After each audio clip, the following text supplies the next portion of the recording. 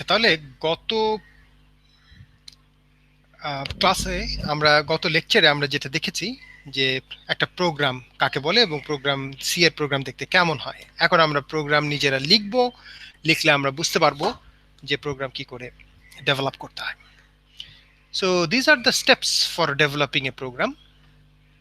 স্টেপগুলো কি? প্রথমে প্রোগ্রামটা লিখতে হবে, লেখার পরে you have to check the correctness, that is step 2। তার মানে তুমি লিখেছো, ঠিক লিখেছো না ভুল লিখেছো, টাইপিং এরর হলো কিনা, এগুলো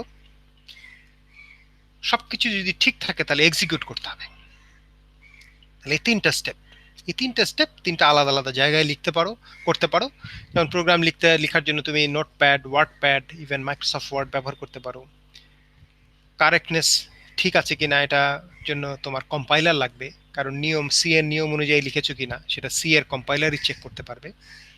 এই জন্য আমরা বলছি কম্পাইল।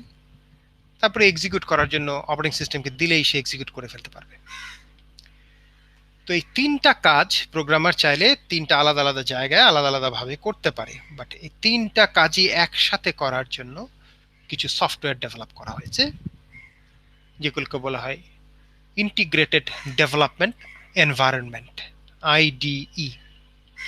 আমরা আমাদের এই কোর্সে সেরকমই একটা আইডিই ব্যবহার করব, যেটার নাম হচ্ছে কোড ব্লকস। দেখো, কোড ব্লকস দেখতে অনেকটা এইরকম, তোমরা হয়তো আমার স্ক্রিন দেখতে পাচ্ছ। এটাকে ডাবল ক্লিক করলেই তোমাদের এটা চলে আসবে এবং সেখানে তুমি তিনটা কাজই কিন্তু করতে পারবে, অর্থাৎ writing a program, compiling and then executing. দেখো, এটাকে বলছে the open source cross platform IDE integrated development environment. Open source কেন? কারণ এটার সোর্স কোড পাওয়া যায়, তুমি চাইলে এটাকে নিয়ে ডাউনলোড করে তুমি চেঞ্জ করতে পারো। ক্রস প্ল্যাটফর্ম, একই কোড ব্লকস, কিন্তু উইন্ডোজেও কাজ করে কোড ব্লকসের জন্য, আবার আমাদের লিনাক্স ভার্সন আছে, আমাদের ম্যাকবুকের জন্য কিন্তু কোড ব্লকস কাজ করানো সম্ভব। সেই কারণে মাল্টি প্ল্যাটফর্মে সে আসলে কাজ করে। আমরা সেরকম প্রোগ্রাম, তো গত লেকচারে মনে আছে কিনা জানি না, যে সিম্পলেস্ট প্রোগ্রাম কয়টা ফাংশন থাকবে। আমরা বলছি যে একটা ফাংশন থাকতেই হবে, তাহলে একটা ফাংশন থাকলেই চলবে। আর বলেছি যে মেইন নামে একটা ফাংশন, মেইন থাকতে হবে প্রোগ্রামে, তাহলে আমরা যে ফাংশনটাকে রাখবো তার নাম দিব হচ্ছে মেইন। তো সেটাই আমরা এখন লিখবো এই কোড ব্লকসে। যদিও কোড ব্লকস ওপেন হতে আমার এখানে একটু সময় নিচ্ছে, বাট উই ক্যান ওয়েট, এখনই চলে আসবে। তাহলে এই হচ্ছে কোড ব্লকস, চলে আসলো। প্রথমেই তুমি এটাকে নতুন একটা প্রোগ্রাম এমটি ফাইল নিলা, এখানে তোমাকে কিন্তু লেখার জায়গা দিল। আমাদের তিনটা স্টেপ ছিল, তিনটা স্টেপের প্রথম স্টেপ রাইট ইউর প্রোগ্রাম। কোথায় লিখবা? এখানেই। তিনটা কাজ কিন্তু আমরা এখানে বসেই করব। তাহলে এখানে আমরা লিখি মেইন নামের একটা ফাংশন লিখলাম, ভিতরে কিন্তু স্টেটমেন্ট থাকার কথা, স্টেটমেন্ট দিলাম না। ফাংশন বোঝানোর জন্য এই যে ফার্স্ট ব্র্যাকেট, আর ফাংশনের শুরু শেষ এর মাঝখানে সব স্টেটমেন্ট লিখতে হবে। প্রোগ্রাম লিখার পরে এটা সেভ করতে হবে, তাহলে তুমি ফাইলে গিয়ে সেভ ক্লিক করো, সেভ ফাইল, একটা নাম চাবে। আমরা প্রথম প্রোগ্রাম যেহেতু লিখছি, আমরা এটাকে ফার্স্ট প্রোগ্রাম দিলাম। কোথায় সেভ করলাম? আমরা ডকুমেন্টস, আমি আমার ডকুমেন্টসে সেভ করলাম, তুমি অন্য কোথাও সেভ করতে পারো। তাহলে এবার first step complete, write your program done. Check correctness সব ঠিক আছে কিনা এটা দেখার জন্য কম্পাইল করতে হবে। কম্পাইল করার জন্য দেখো, এই যে হলুদ একটা চাকা আছে যেটা ধরলে বলছে বিল্ড, এটা প্রেস করলেই সে কারেক্ট আছে কিনা বলে দিবে।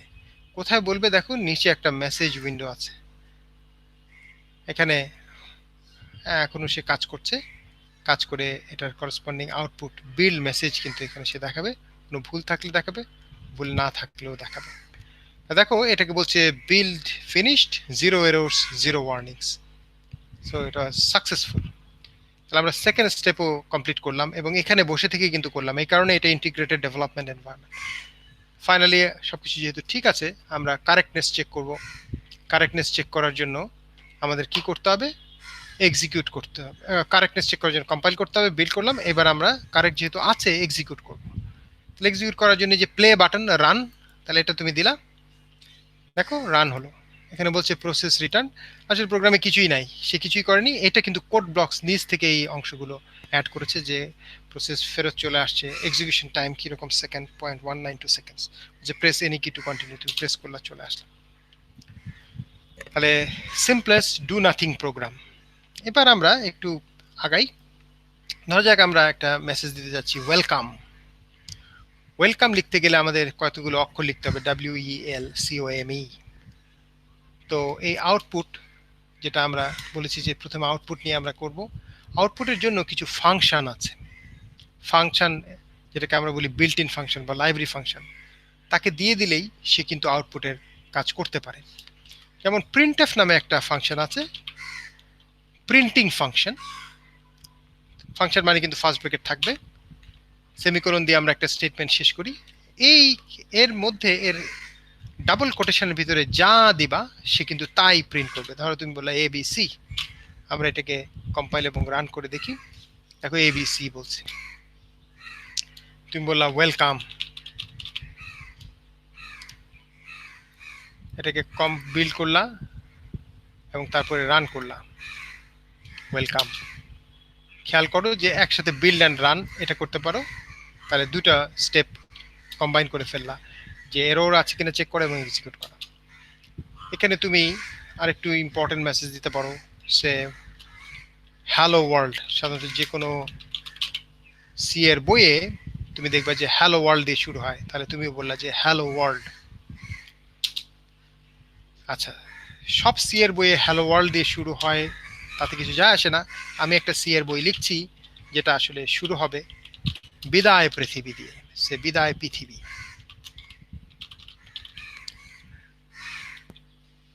আমরা এটাকে যদি রান করি তাহলে কি আসছে দেখো, হ্যালো ওয়ার্ল্ড, বিদায় পৃথিবী, দুটো পাশাপাশি। যদিও তুমি দুটো প্রিন্টএফে পরপর দুটো লাইনে লিখেছো, কিন্তু এটা কিন্তু পাশাপাশি আসে। এটা কারণটা কি, এটা কারণটা হিসেবে এক্সপ্লেইন করে আমি বলি যে সাধারণত একটা লাইনে অনেকগুলো অক্ষর আটে, ক্যারেক্টার বলি আমরা, সাধারণত 80 ক্যারেক্টার্স আটে। এই এক লাইন শেষ না হওয়া পর্যন্ত সে কিন্তু পরের লাইনে লিখবে না। যেমন তুমি যদি এখানে অনেক কিছু দাও, তাহলে দেখো একটা সময় গিয়ে কিন্তু সে পরের লাইনে যাবে অবশ্যই। দেখো আমরা আবার রান করি, এই যে দেখো একটা ডি পরের লাইনে পড়ে গিয়েছে। তো তুমি যদি ফোর্স করতে চাও যে না আমি চাই হ্যালো ওয়ার্ল্ড এক লাইনে, বিদায় পৃথিবী পরের লাইনে যাক, তাহলে হ্যালো ওয়ার্ল্ডের পরে তুমি একটা স্ল্যাশ এন, এন দিয়ে বোঝায় নিউ লাইন। স্ল্যাশ স্ল্যাশ হচ্ছে স্কেপ ক্যারেক্টার বলে, স্ল্যাশ নিয়ে আমরা একটু পরে আলাপ করব। তাহলে স্ল্যাশ এন মানে হচ্ছে নিউ লাইনে যাও, ঠিক যেখানে দিবা সেখানেই সে পরের লাইনে চলে যাবে। তাহলে এটাকে রান করলে আমরা দেখি কি দাঁড়ায়।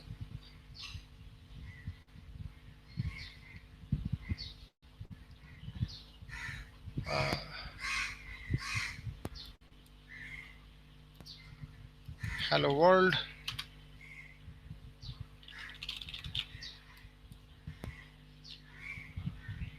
বেশ স্লো হয়ে গেল মনে হচ্ছে কোনো কারণে। হ্যালো ওয়ার্ল্ড, বিদায় পৃথিবী, তাহলে পরের লাইনে গিয়েছে, ঠিক ওটার পরেই কিন্তু পরের লাইনে চলে গিয়েছে। ধরো তুমি স্ল্যাশ এন এখানে একটা দিয়ে দিলাম, হ্যালোর পরেই কিন্তু তাহলে পরের লাইনে চলে যাবে। তাহলে এখন যদি এটাকে রান করি দেখো হ্যালো এখানে, ওয়ার্ল্ড পরেরটায়, বিদায় পৃথিবী। সো তুমি স্ল্যাশ এন যেখানে দিবা সেখান থেকেই পরের লাইনে চলে যাবে।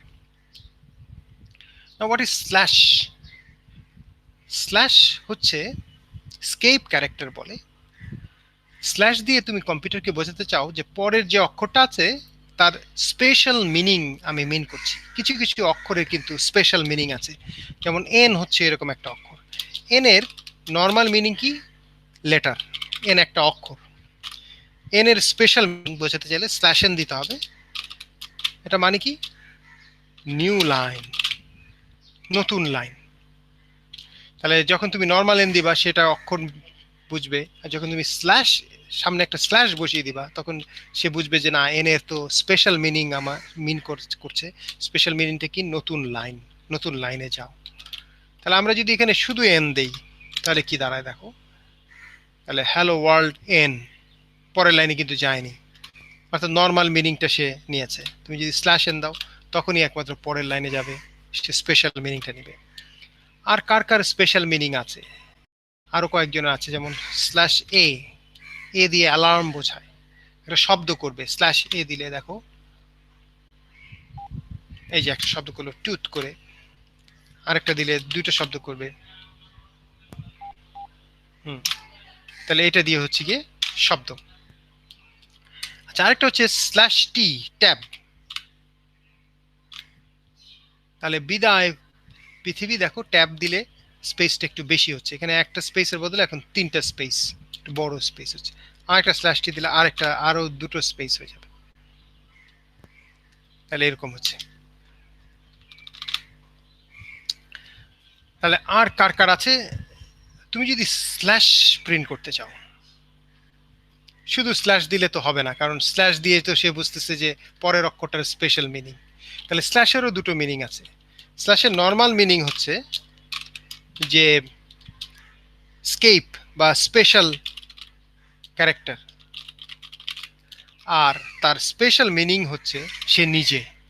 তাহলে নর্মাল অক্ষরের নর্মাল মিনিং হচ্ছে সে নিজে, আর স্পেশাল মিনিং হচ্ছে অন্য কিছু। আর স্ল্যাশের নর্মাল মিনিংটাই হচ্ছে স্পেশাল, সে অন্যর স্পেশালিটি বোঝানোর জন্য। তাহলে তুমি যদি আসলে স্ল্যাশ প্রিন্ট করতে চাও তাহলে দুটো স্ল্যাশ দিতে হবে, দুটো স্ল্যাশ দিলে একটা স্ল্যাশ প্রিন্ট হবে। তাহলে দেখো আমাদের বিদায় পৃথিবীর মাঝখানে একটা স্ল্যাশ প্রিন্ট হয়েছে। ফাইনালি আমরা যদি ডাবল কোটেশন প্রিন্ট করতে চাই, তুমি এখানে যদি একটা ডাবল কোটেশন দাও তাহলে কিন্তু হবে না, কারণ এখন কিন্তু কনফিউশন তৈরি হয়ে যাচ্ছে যে ডাবল কোটেশন শুরু হয়েছে, সে মনে করবে এখানে শেষ। তাহলে ডাবল কোটেশনের পরে এটা আবার এগুলো আবার কি, সেটাকে হাবিজাবি জিনিস মনে করবে। তাহলে ডাবল কোটেশনের সামনে একটা স্ল্যাশ বসালে তাহলে আউটপুটেও ডাবল কোটেশন দেখতে পাবা। তাহলে দেখো বিদায় পৃথিবীর সামনে কিন্তু একটা ডাবল কোটেশন আসছে। তুমি যদি পৃথিবীর শেষেও একটা ডাবল কোটেশন দিতে চাও তখন কি করবা, এখানেও একটা স্ল্যাশ ডাবল কোট দিয়ে দিবা। তাহলে বিদায় পৃথিবীর, পৃথিবীর দুপাশে দেখো ডাবল কোটেশন চলে আসে। তো ডাবল কোটেশন আউটপুটে নেওয়ার জন্য এই কাজটা করতে হবে। আমরা খুব কুইকলি প্রিন্টএফ এর জিনিসগুলো দেখলাম, আর তোমাদের স্লাইডেও আছে জিনিসগুলো, এগুলো হয়তো কুইকলি দেখে নিতে পারবা। এবং আমাদের আজকের যে ল্যাব হবে সেই ল্যাবে কিন্তু আমাদের এগুলো নিয়ে অপশন আছে।